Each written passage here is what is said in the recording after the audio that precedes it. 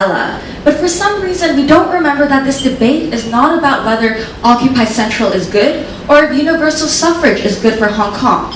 It is about whether Occupy Central is the best vessel to achieve such a reality in Hong Kong. And that is why side opposition believes Point of the information, effectiveness, yeah. no thank you sir for now, is very crucial to this movement. So I'll take you sometime later. So today in my speech, I want to look at the issues of support base of the movement, the pan-democratic movement, and the potential of the movement. My second speaker will look at further Hong Kong's relations with China. But before I move on, I want to address some of the issues that Claudia Mo has so graciously brought up today. Now, the first thing she said was the urgent issue of how there hasn't been a lot of improvement in the recent years. Yes, we can concede to that, but at the same time, that doesn't justify why this means is the best means to go about to solve the issue. How have you shown that this is the last resort and that you've exhausted other possibilities of compromise, which I'll talk about later on in my speech? Secondly, you never really addressed the issue of how you would exactly pressure the government. Points of information? I'll take you in a moment, ma'am. It was conflicted in terms of, on the one hand, there's not going to be a real threat, so you don't really have leverage against the government to pressure them into giving in to demands for universal suffrage. But on the other hand, there is threat, so it hurts people's livelihoods. So we don't see which side of the bargain that you're really trying to address here. Yes, ma'am. Thank you. Yeah, I can take your point now. Sorry. Yeah. You were talking about Occupy Central not being the best way to do this. We're not arguing about what's best. We're talking about Occupy Central as a way only. Because the motion says this House supports Occupy Central, it would be more than just saying this is a way or even the last resort way that we want to put at the bottom of our list. So we'd like to see more benefits about the movement and not just a possible way to go about it. Now moving on to my main substantive, the first area of pan-democratic movement. We don't support Occupy Central as a means to achieve universal suffrage because in its all-or-nothing approach to achieving civil nomination in Hong Kong, it has successfully broken up the once powerful pan-democratic movement and will only continue to do so with two polemic options it has. The first option is if the pan-democrats do back down. This harms the movement's general image as it has not given itself any leeway for retreat. Any less than universal suffrage would look like a total failure on part of the movement. The second option is if it doesn't back down. It will receive reluctant support or criticism from democratic parties internally and externally. Just look at the Civic Party divided with the moderate member Ronnie Tan openly coming out to seek a compromise and objecting to the Occupy Central movement. Even the largest Democratic Party has quit the Alliance for True Democracy due to lack of trust and cooperation with more radical parties because of the Occupy Central movement. Once the largest political party in Hong Kong, dominating the Legislative Council, is now the 20-year-old party hangs in soul-searching limbo, beaten out by the likes of former Miss Hong Kongs in district council elections as a result of being seen too radical with Occupy Central, as cited in many SCMP articles. Now, why is all of this bad?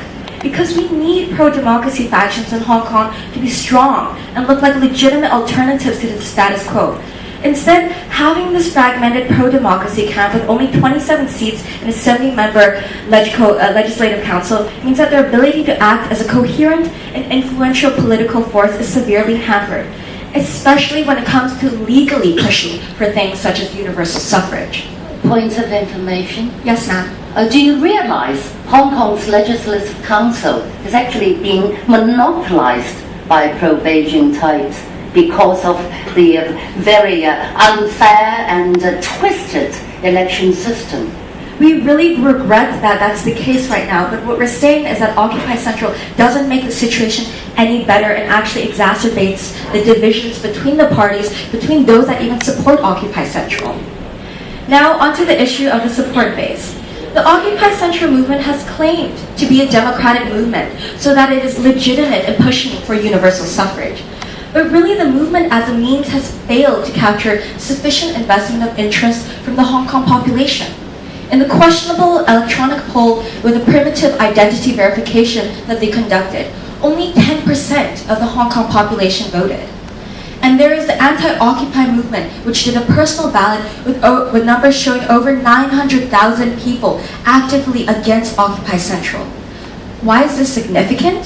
It shows that Occupy Central not only has an Point of inadequate... information. No, thank you, sir. And a distorted number of supporters. There is a movement bigger than that size actively against it, and then there's the 80% Point of rest of us that you've so silently assumed consent on part of. Why is that unacceptable? Practically, it makes it difficult to achieve universal suffrage without the support of the population. Even Benny Tai, the originator of the movement, said an optimistic number of occupiers would be 1% of Hong Kong's population. Principally, it is objectionable because if democracy is about representation and power of the majority, Occupy Central is the least democratic way to promote democracy Hong Kong has seen. And especially that's not even considering the harms that the movement might bring with it.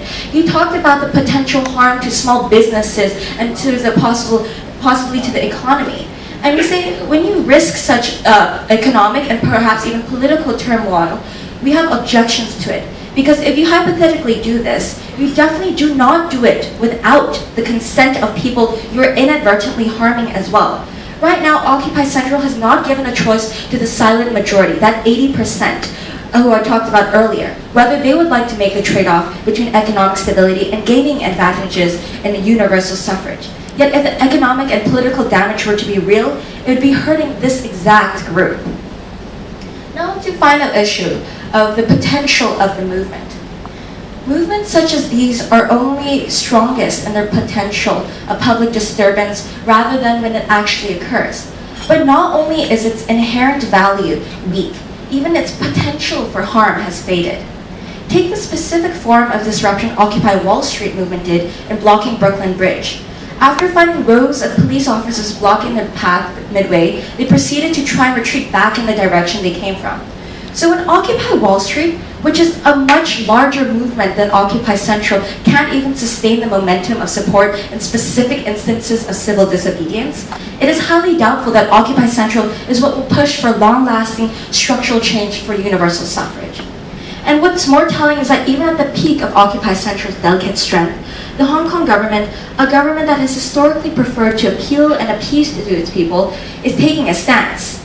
Recently, it has issued recommendations that denounced the movement as illegal, repeated it was unconstitutional, and stated that the people of Hong Kong do not support it.